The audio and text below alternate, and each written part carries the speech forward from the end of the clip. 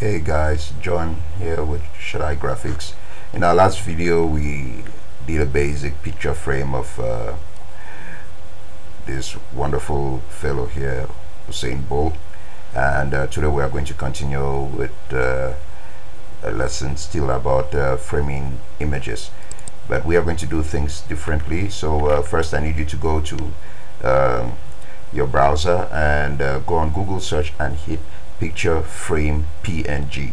PNG means portable network graphics, and basically it means it's a picture that has a transparent area or a transparent opening, and I'm going to show you exactly how to download them. Okay, now like I said last time, when you click on if you are using a browser like Google Chrome, when you click on an image you have to wait for it to load up. Well, my internet connection is not the fastest. Hell, it's really slow, but I have to wait. Sometimes it takes really long because I want the picture to load good. Now it's loaded. You can see in this area there are some check marks, like squares, gray and white. That's to show that this area right here is transparent. So what are we going to do? First of all, check the size. As you can see, it's pretty large, and we're going to right click and take save image as. You can even see that on the name already. Here is .png. We are saving inside the folder exercise files for our lessons right here. So you take save and the image downloads onto your computer. Let's just look for maybe another. This red guy isn't bad. Let's see if it has the transparency area, because sometimes you could Google PNG and yet you get a PNG with no actual transparency. Like in this case, I don't think it has the transparent area we're looking for. And oh, this is one that's pretty basic, but it's pretty large too. Let's see, let's wait and see if it loads. Oh my god, this internet connection is such a disgrace.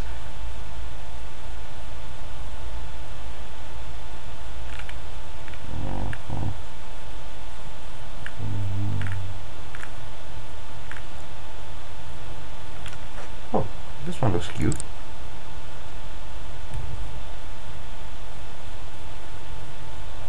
Yeah, I would like to do something with this one. Please have a transparent area. Please have a transparent area. I don't know, I just did this because I really wanted to show you how to download these PNG images. So that's why we're doing this, because I really want to see, I wanted you guys to see exactly what it's like to actually download them. God, this is taking forever. Well, while this is loading, let's just go back to Photoshop and I'm going to show you how to bring in. Oh, okay, it's done. So we're going to save this one as well. Okay, because I know these are some of the basic things that a lot of people want to do. Let's check out this guy. Let's see what happens. Yeah, while it is loading, we go to Photoshop. We are going to use a different method to bring in an image. Okay, this time we're simply going to take File, Open, and yeah, we have JPEG we created last time. Let's go to where we downloaded our images. I go to this PC, downloads, SG. No, it's exercise files. Go back up. Yeah, exercise files, and we have our James Bond villain here. Now when this appears, okay, this assign working space, it's about asking you, it says a document to blah blah does not have embedded RPG profile. Remember, if you watch my last videos, there was a place where I talked about color profiles and the right color setting for Photoshop. So basically it's saying, hey, this photograph is not set up the way your Photoshop is set up. So you have to choose, either you leave the image the way it was set up, or you choose to assign the color profile that you have chosen in Photoshop, or you can choose an entirely new color profile right here. Personally, I prefer using the assign working RGB, so it matches with my Photoshop. Good. And there we have our guy, Vladimir Putin. Both an amazing and somewhat terrible fellow. So good. This image is all loaded. These are some really cute frames. I have no idea why anything would be this pink, but then I'm a guy. Save image as, and we take OK. What are we going to do now? Let's minimize our browser, go back to Photoshop, and we are going to start dragging and dropping these images, and go to our download folder again, exercise files, wherever you are. Yeah, there they are. And since it's Vladimir Putin, let's first of all take this frame, and when you pull, before you let go, remember, hold the shift key so that it drops in a centralized way, and there it is. You have your frame over Vladimir Putin. Now before you, because now it is not yet set, so to have it properly set, you can drag on each end, okay, to make sure that it fits into your frame. So we can drag here, we can drag here, we can drag up, we can drag down. There it is, Vladimir Putin inside of a frame.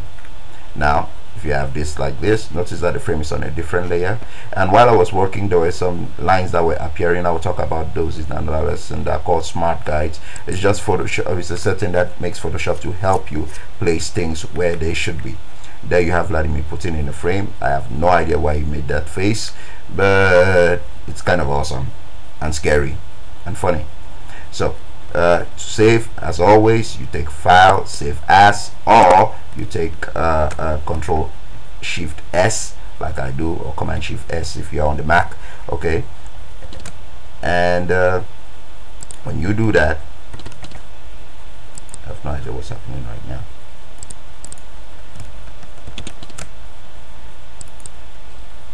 Control Shift S, and yeah, there it is.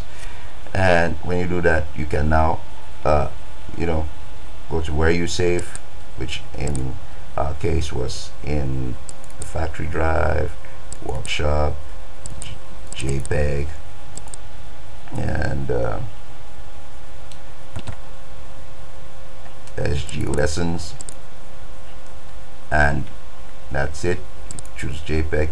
Notice the other picture of Usain Bolt was there, and this one you can call him Putin, and take save. Yeah, okay, you choose the size of your JPEG. I explained what it means last time, and there you go. If you come to right here, you have your Putin picture frame. So the same can be applied to any image that you bring into Photoshop. Just make sure that your images are of quite a good size. You see there's a wealth of picture frames here, okay. The same you could use the same technique right here, okay, for all of these. You know what, let's just do one more. Let's just do one more, okay, using this picture frame so that you see exactly how you can do if you had two images that you like to put together. And we're going to look for more images of let's say who should we look for now? Obama.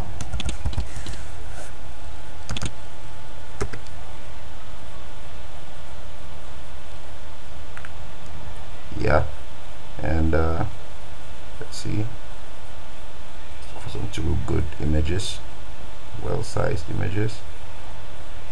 Good, this is one.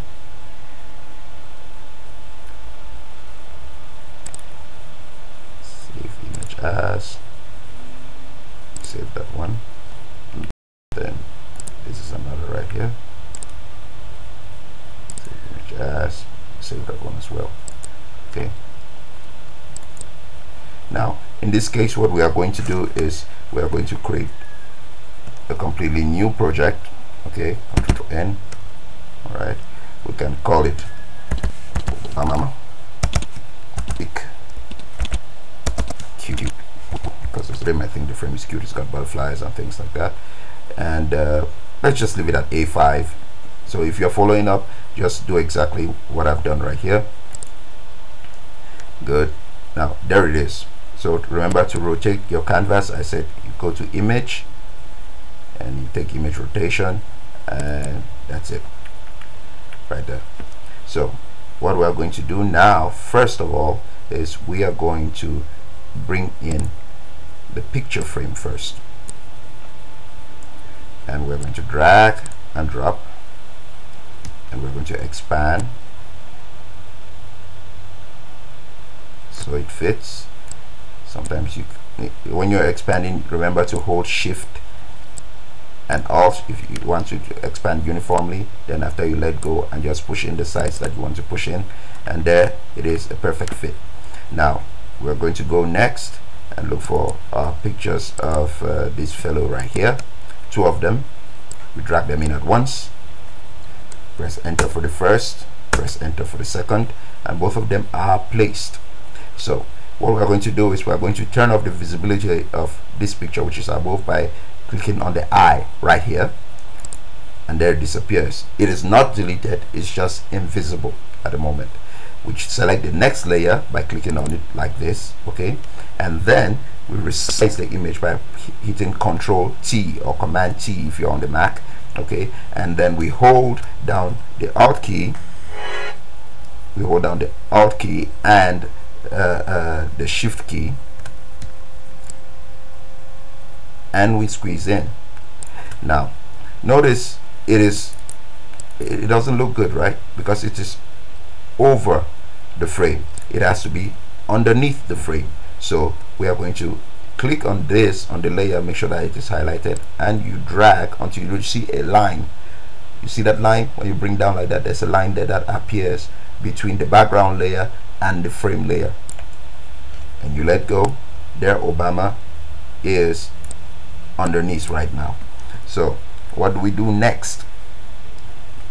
We are going to hold like this and turn the image, okay, it's Control T for the bounding box to appear, and when you move your cursor out of it, you are going to see like 2 arrows with a bent line in between them. The curved line in between them is to show you that you can rotate. If you click and hold and you move your mouse, you'll be able to rotate your image. So that is what we are going to do right now. After rotating, we let go, and then we hold Alt and Shift, and then we expand. Now Obama fits into the frame. At least it fits into this frame. His hand is in the other one. Now in order to put the second image, okay, what we are going to do right here is we turn it on, and then we bring it underneath the frame like we did the other one.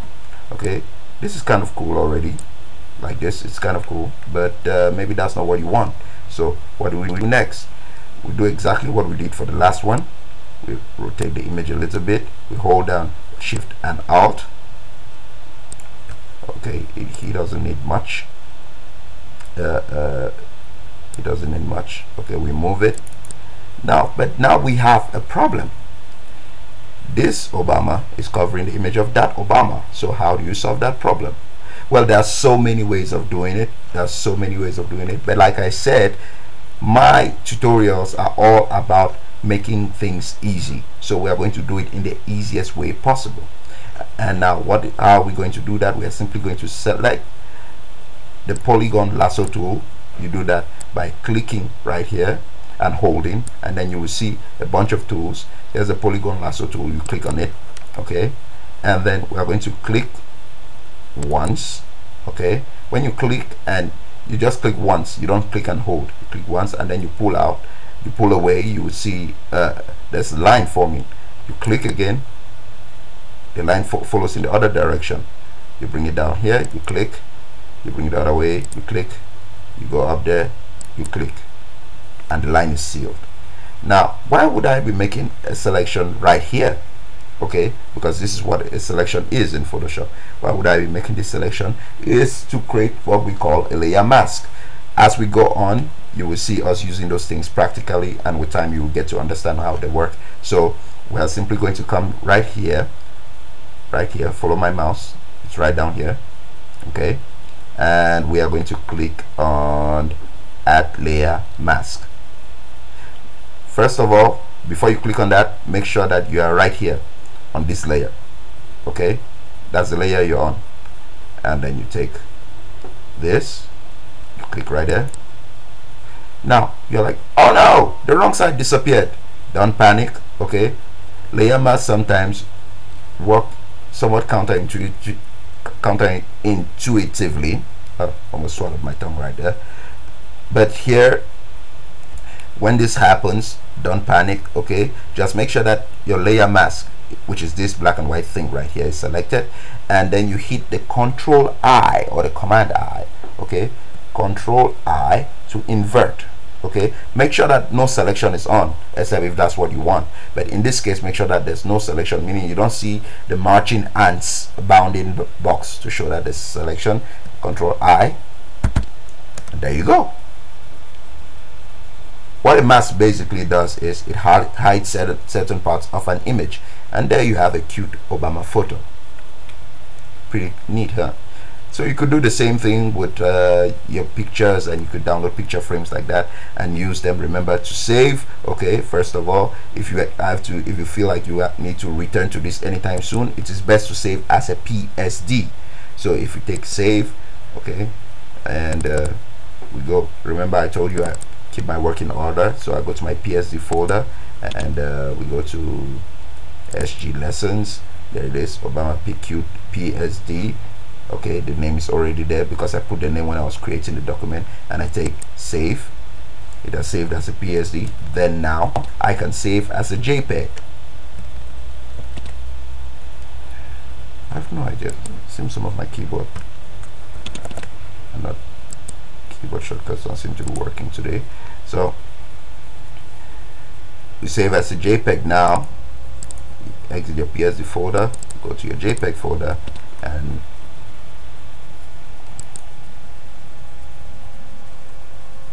take SG lessons. Click right here, go to JPEG, and then you save.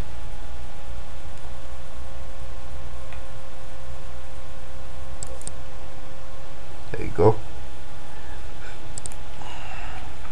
And there you have it. That is how you can download a picture frame and use it on your images. Okay, the last picture frame we used in our last video was pretty boring, but these are, you can Google all sorts of picture frames. Just make sure it's a PNG which has a transparency, so you can put it on your images.